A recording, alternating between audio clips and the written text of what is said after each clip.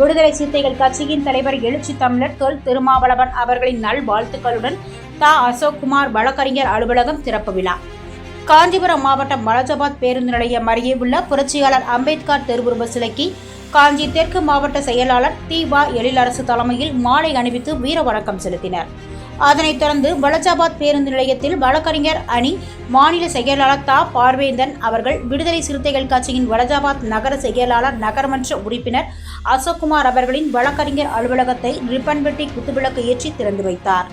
இந்நிகழ்வில் காஞ்சி மாநகர் மாவட்ட செயலாளர் மதி ஆதவன், முன்னாள் மாவட்ட செயலாளர் பாசறை செல்வராஜ் ஆகியோர் வாழ்த்தி பேசினர்.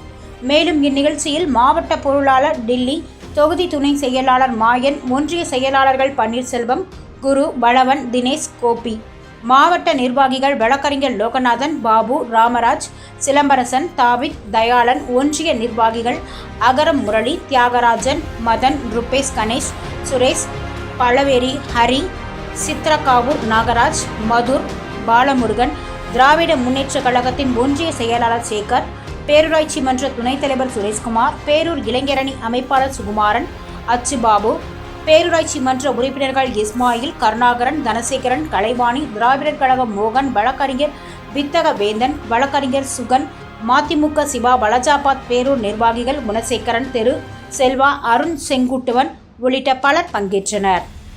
சான்றோர் குரல் செய்திகளுக்காக காஞ்சிபுரம் மாவட்ட செய்தியாளர் காசுடர், செய்தி வாசிப்பாளர் முத்துலட்சுமி. செய்திகளை உடனுக்குடன் தெரிந்து கொள்ள சான்றோர் குரல் பக்கத்தை